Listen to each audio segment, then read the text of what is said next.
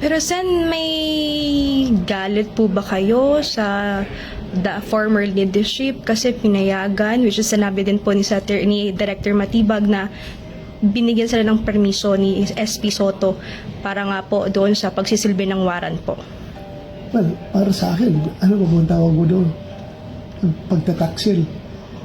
Hindi lang pagtataksil sa iyong kasama, kundi pagtataksil sa institusyon ng Senado. Yun ang nakikita ko. Sorry for if ever I may misjudge that kind of action.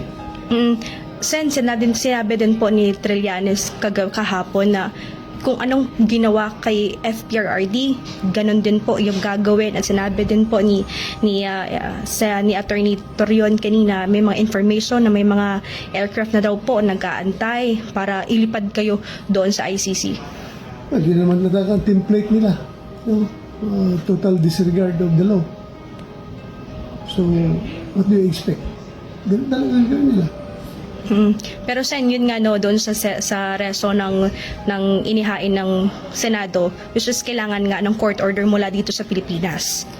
Oh, hindi lang yan sa reason namin, kundi meron talagang Supreme Court ruling patungkol dyan. Diba? Sinasabi ng Supreme Court na kailangan dumaan sa local court. At ang local court mag-issue ng warrant of arrest in relation to that ICC warrant. Hindi ba nila ginawa yan kahapon? So, total disregard na naman sa legal processes and procedures na set forth by the Supreme Court. Sen, ano pong masasabi niyo sa government under PBBM's administration po?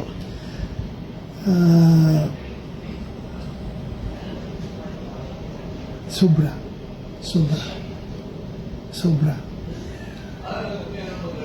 Kung yung isang Pilipino ay pagkanulo mo sa mga dayuhan, how do you call that?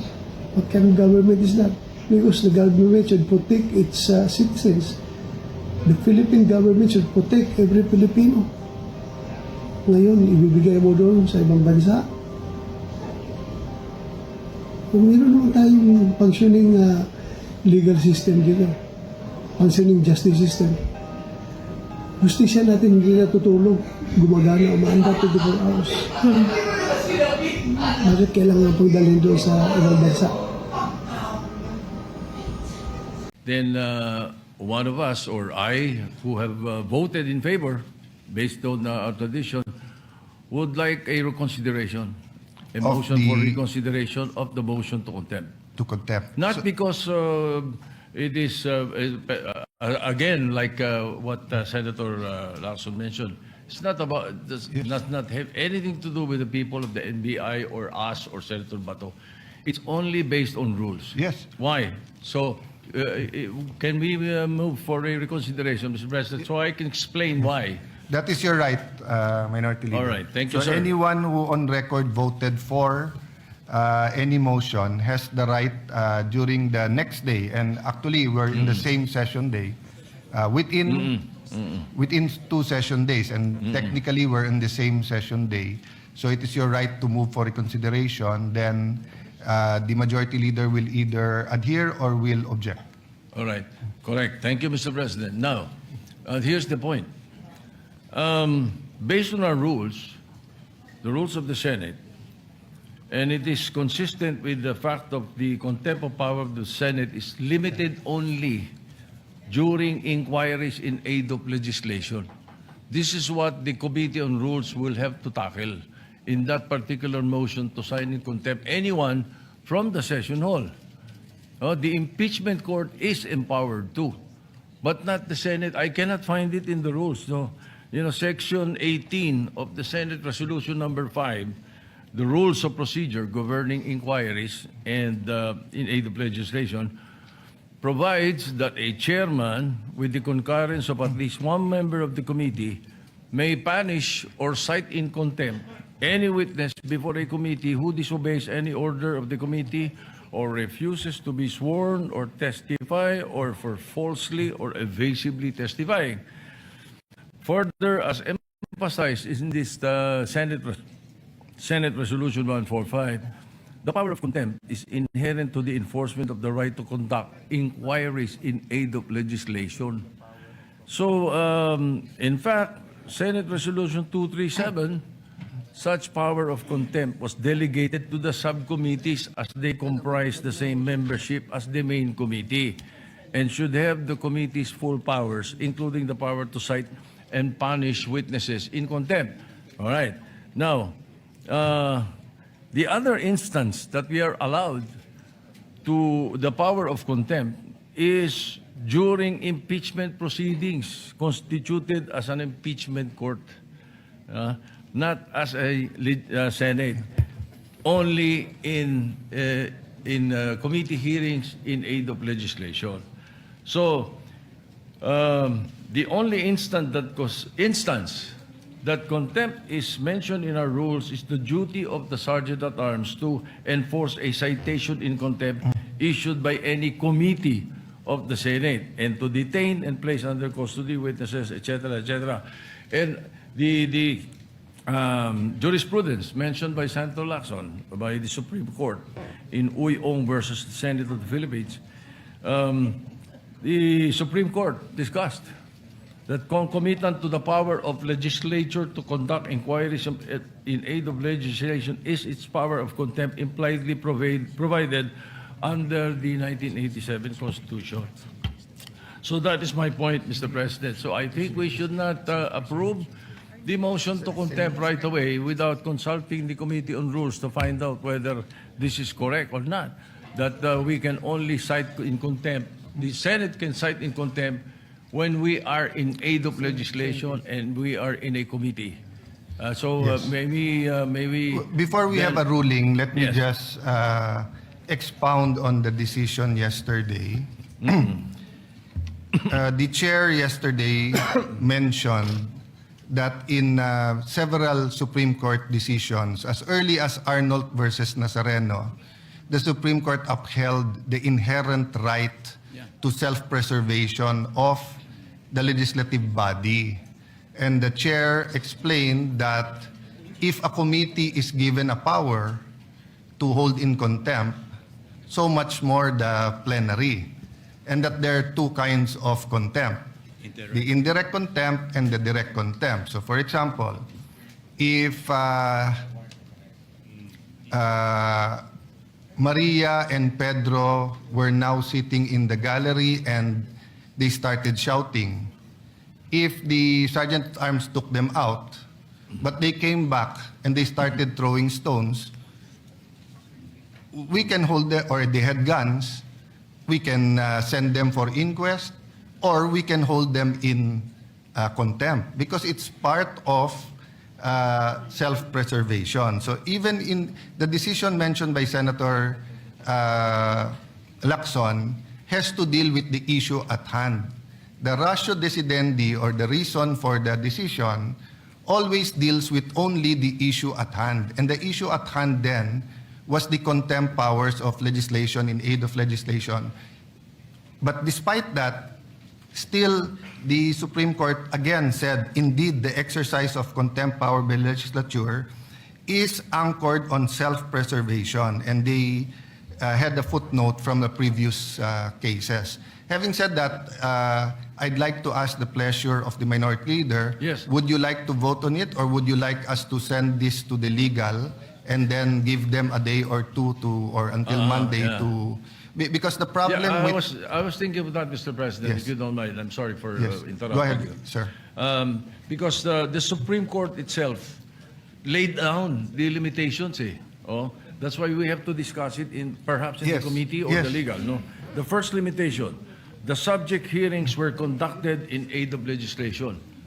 1, 2. Second limitation: the assailed rules are compliant with the publication requirement of Section 21, Article 6 of the 1987 Constitution. And the third limitation is that the committee failed to accord petitioners their constitutional right to due process relative to the conduct of its proceedings. Therefore, we were in plenary session yesterday, and then we were suspended when this event was being discussed. So again, the pleasure, really, Mr. President, if you do not mind, is that we refer the motion Yes. to the Committee on Rules. We are in agreement, but just to explain, one example I gave yesterday, even if it wasn't in the rules of court, or even if there's no precedent, if we were in the Supreme Court, and while they were in hearing, I ran after or tried to arrest or tried to mug one of the justices, they can hold me in direct contempt because it's really about self-preservation. So the events yesterday was so grave that yes, we need cooler heads because we really have to discuss the problems of agriculture, the problems of the economy, problems of transportation. Naghihirap talaga mga kababayan natin. And of course, we're all aware that the House voted for impeachment yesterday, so we're all preparing for that. But at the same time, we have to show the world, including our local law enforcers, that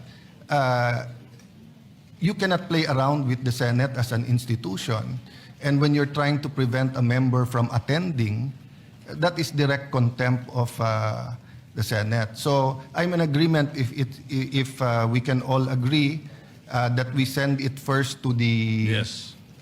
legal, and maybe we'll invite any legal staff of all the Senate offices so that they can participate there, All because right. it's an issue that so that we won't take one opinion hook, line, and sinker, but get all the brilliant minds of the offices of the 24 senators, then discuss it, but and we'll hold the reconsideration in abeyance until we have that, if it's acceptable to the former Senate President. I concur. So I so move, Mr. President.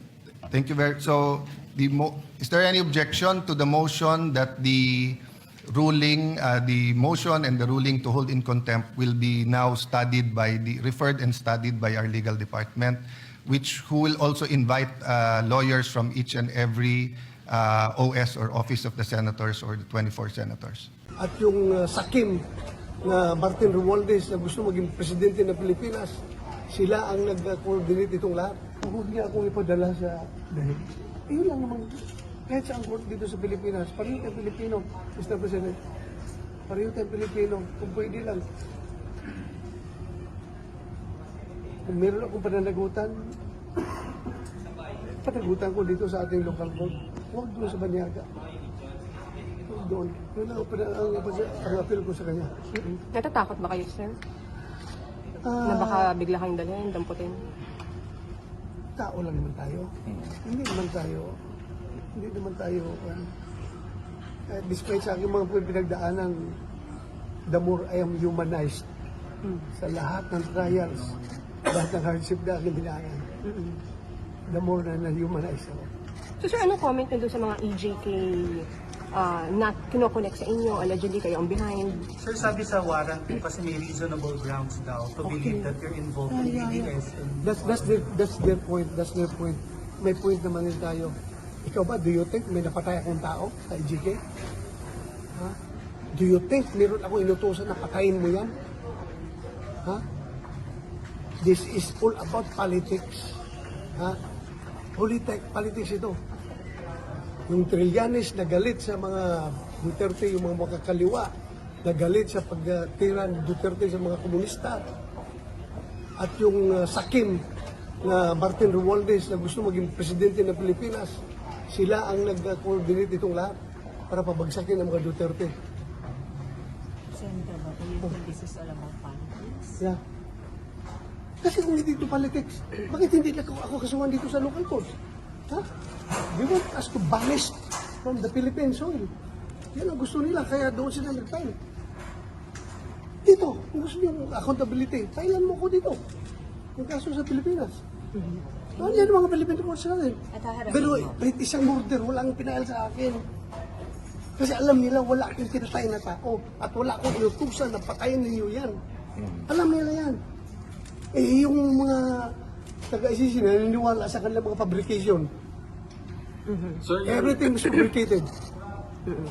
So, ano lang ang naging role mo, sir? Ha? Ano lang ang naging role mo? Ang role ko is para mag-lead sa war on drugs. Ha? And it doesn't mean pag war on drugs ay patayin lahat ng tao. Ha?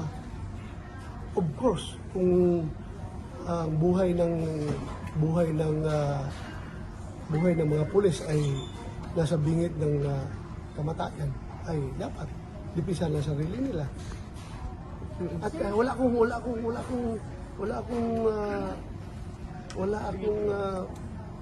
pang-abuso na hinahayaan. Kung meron man, pinapamistigahan natin. Sir, pwede yung sabihin na po kasi yung PNP, sir, may sabihin na po kasi PNP